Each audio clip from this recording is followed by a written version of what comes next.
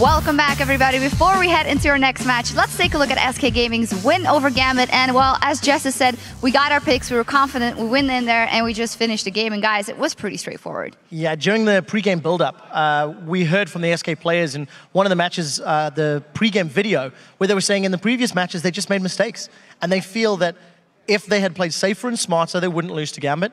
And they demonstrated that. They didn't make super risky plays. They didn't go out of their way to force objectives because they were calm, they were controlled, and that style of play just worked for them. Yeah, and just to reiterate that, I mean, this was a textbook victory, you know? No real mistakes, nothing too flashy, but everything by the book, do it as it should be, and win the game. There's really not so much to talk about in terms of what maybe SK did wrong, because they didn't do too much wrong. Yep. Gambit didn't seem to have much of a chance in that game, unfortunately. Yeah, textbook victory, textbook team fights as well. So let's take a look at one of those team fights. We're going to pull it up on the screen, because as you said, SK doing very well, and Gambit, actually, there was a lot of synergy missing there. Yeah, there really was. If you'll notice this early in the game, 19 minutes on the clock is already a 6,000 gold lead.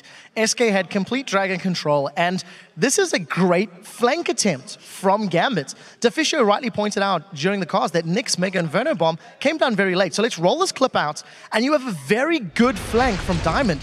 But Genja, with zero protection, decides to open up with a rat-a-tat-tat. There's no front line with him. There's nobody to prevent him getting kicked back into the team. So SK easily peel, they get a kill on the rat, and Freddy's done a good job at, zoning the rest of the team away. So I think there's a lot of props to be given to SK for how they handled the flank, but it's more about Gambit making the misplay in the engage than SK doing fantastically. Yeah, and we actually also have a big play coming from this game. I know, Joe, you're very excited about this one. It's from @SaberWolf, who says, that flash kick to make up for the dodged ward jump was very flashy. Well played, Svenskeren. Let's take a look. Yeah, so this clip actually was just like a small highlight, a small moment of awesomeness, I think, coming out of Svenskeren. And let's just play that one here. Edward, obviously, somewhat alone from that one, getting hit with the Q. And we notice there the flash here, and watch his kick. He starts the animation before he flashes so that he gets Edward in the right direction back into the rest of the team.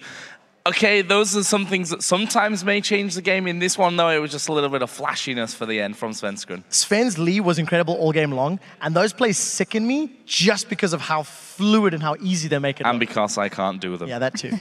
We're so jealous of that. Well, that was only one of your tweets, but of course today, earlier we asked you guys which European LCS team has the strongest picks and bans and why, and here's what you had to say. First up is from @Fodderall. As cliche as it is, Alliance has the best picks and bans. Nothing is harder than working against a possible bird pick. Yeah, it's a pretty good point that he brings up. Anivia has got a loss though, not always the instant to victory. But what I like about Alliance's picks and bans, they're very vocal. They need magic damage, they need physical damage, and they need it all to be added together.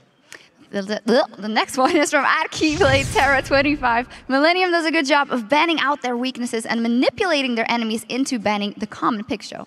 Yeah, but that's the thing about Millennium, that they do have sometimes a very solid ban and pick phase. I'm not sure how that tweet was meant to be worded in terms of banning out their weaknesses, in terms of banning out their own weaknesses, because we see Millennium constantly blue side Cassadin bans, something that not really any other teams do. There are only a couple of them that are doing that, and maybe it's something that Millennium need to work on, but the fact that they've done it weeks and weeks and weeks in a row now tells me that they actually don't mind having to ban that Cassadin out. Nope, and third place in their lead right now, so it's going well for them. The last one is from @FishToads. SK Gaming, they may not be the best mechanically, but their strategizing and teamwork absolutely makes up for it. I completely disagree with mechanically. I think they're fantastic. But on the topic of the picks and bans, I completely agree. The most impressive thing about SK with their picks and bans is they adjust their playstyle based on the team comp. So if they run a split push team comp, they play split push. If they run a pick comp, they play pick comp. And it's not something that you see from every team in both regions of the LCS. Yeah, that Lee clip proved that they are very good mechanically as well. Thank you for those tweets, and we'd love to hear more. Remember to follow us @LOL Esports